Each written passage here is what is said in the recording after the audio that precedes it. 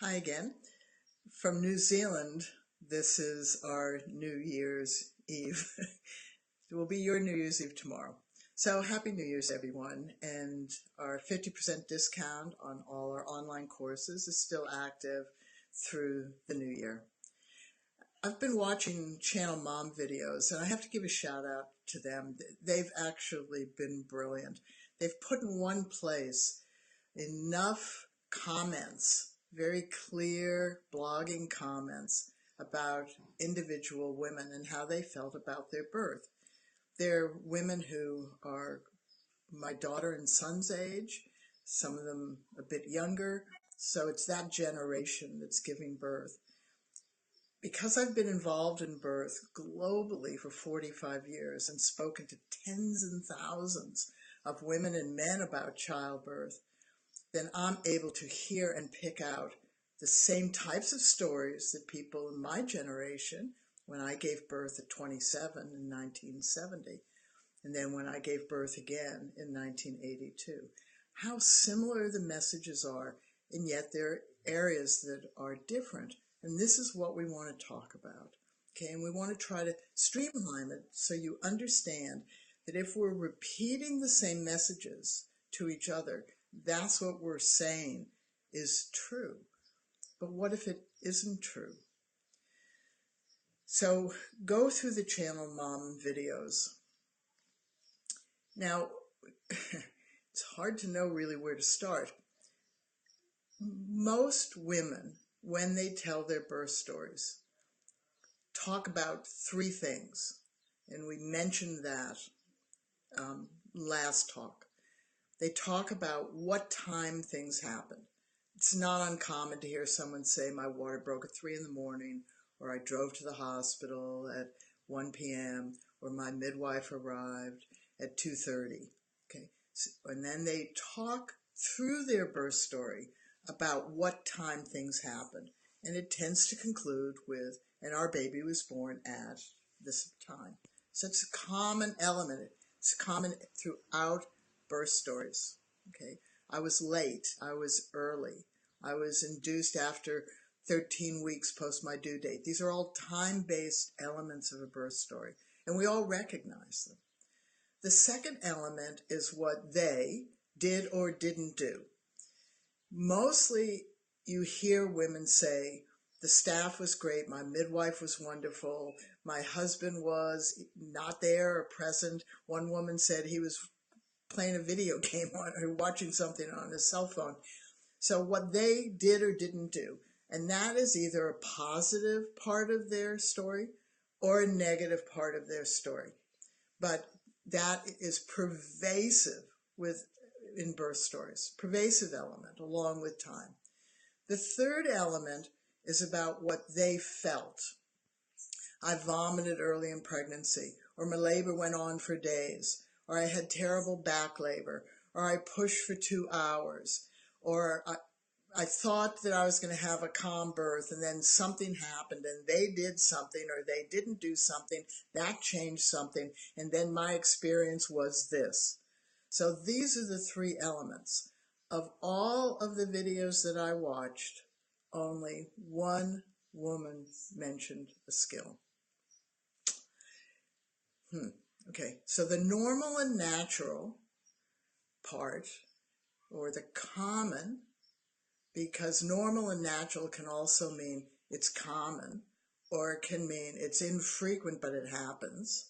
So the normal and natural conversation between women right now around childbirth is those three elements. So right now within our societies, globally within our societies, there is very, very, very little emphasis on becoming skilled.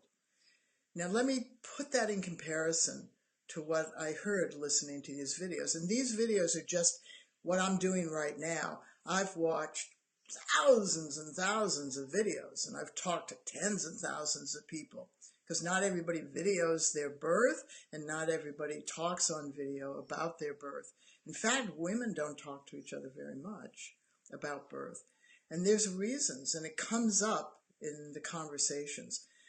Most of the women in these videos made birth plans and some didn't. So there was those that spent a lot of time. So let's talk about time. They spent a lot of time planning their birth. So that's planning an event.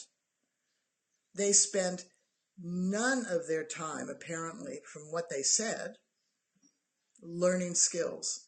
So if you spend 10 hours in a pregnancy thinking about the type of birth you want or don't want, and spending time doing the research, you can learn skills in a fraction of that time. And you should make a skills-based birth plan that tells people what they're going to see you do, what skills they're going to see you use. You don't hold up a sign saying, I'm using good breathing skills or I'm relaxing inside. But if you have a birth plan you spent X amount of time thinking about and creating, why aren't we normally and naturally also spending a fraction of that time learning skills? Because right now, birth planning about a birth has to do with the event. Skills have to do with it being an activity. And yet every woman that I watch talk about her birth talked about the time it took to do the activity without filling that activity with skills. The women who didn't make a birth plan, we all think about what's going on, but some people don't write it down, they don't think about it, all said the same thing. Babies don't come to plan. And they're right, because underlying everything is a truth that has existed forever and will always exist. There is no way to know what your birth is going to be like. That is never going to go away. Skills, plans, hopes, desires, doesn't matter. You can be skilled up to the 9s. You can have plans up to the 10s. You will never know what your birth is going to be like. That's true. That's true. That's what we're working with. That's the truth. Okay. However, it is followed by an inaccurate statement, which is, therefore, there's really nothing you can do to prepare for it. And that's where plans and skills diverge in the path. The belief is we're trying to get control to have something to do to prepare for it. And one pathway is to make plans as though it's an event. The other pathway is to learn skills as though it's an activity you're going to do. Can those two mesh? Well, yes, sometimes they do mesh. It's good to think about what you want and don't want. That's fine. Write it down, whatever, right? But the reality is when your birth unfolds, your plans, your choices may unfold the way you want, but majority of the women in those videos said, no, it didn't. So that tells us that planning isn't the pathway to doing the birth. But if you have the skills to do the birth, you do that within your plan, or if your plan just goes blah, blah, blah, which most of them do, right? Because there's no way to know what your birth's going to be like, and babies don't come to plan.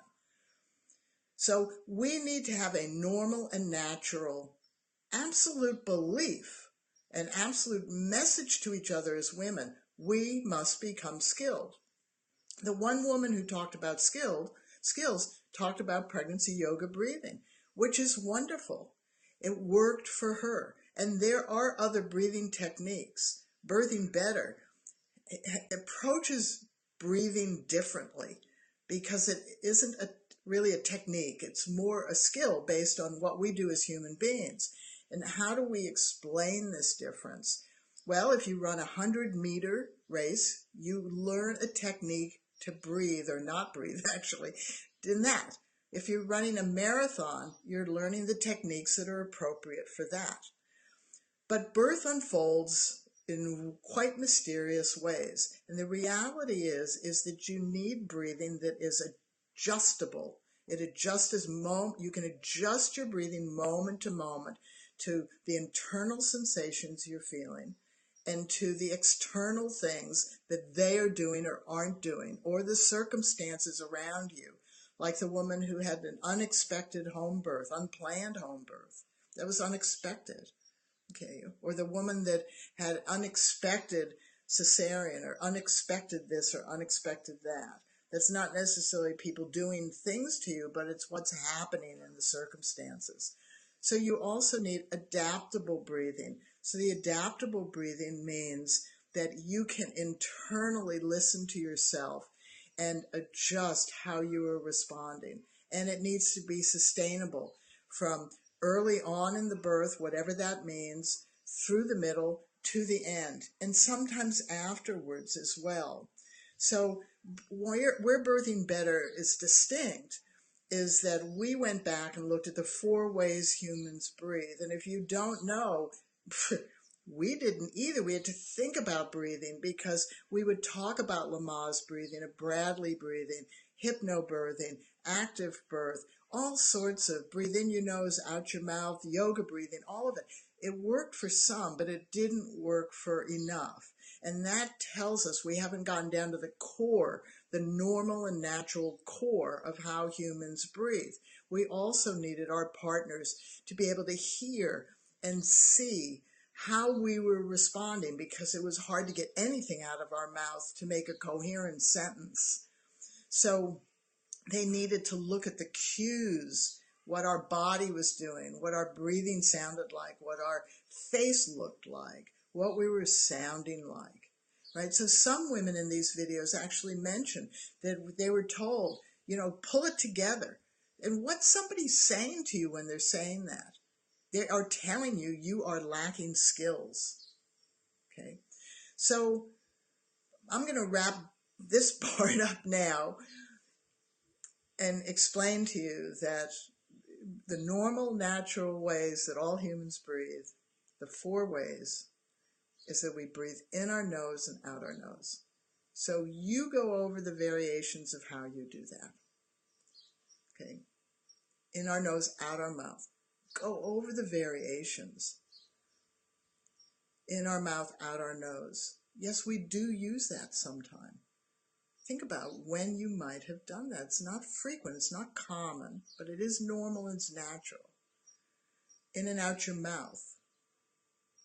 So once we looked at the 4 ways humans breathe, we looked at the variations, and then each woman could choose within those variations the adaptable, adjustable, and sustainable variations that would permit her to cope, manage, stay on top of, and in control throughout this activity of giving birth. So I really want to give a shout out to Channel Mom. They're doing something remarkable. We don't mention a lot of other groups because they're all focused on normal or natural birth versus medical birth. What we want to do with Channel Mom, particularly a shout out to the woman who had planned a non-laboring cesarean and says in her video, women having cesareans often feel guilty, and we need to change that. We do need to change that. And we would have loved her and her partner to have been skilled, joyed preparing her body, and use the skills throughout their birth. Now, one of the things we'll talk about next time is what happens when people absolutely after the birth just go, well, that it was worth it. Everything was worth it. And what happens when you don't feel that way? And what happens to the birth story when people say, just think positively because it's all worth it at the end? We need to continue to work on the messages that we as women are giving one another. We need to want ourselves and others that we know and love and strangers we don't know around the world to be skilled to do this absolutely remarkable activity of birthing our baby. And our stories would sound very, very different. So I'll tell a few skilled birthing stories the next time I talk to you. Bye for now, and Happy New Year for all of us in the Southern Hemisphere having it today, and all of you in the Northern Hemisphere having it tomorrow. Bye-bye.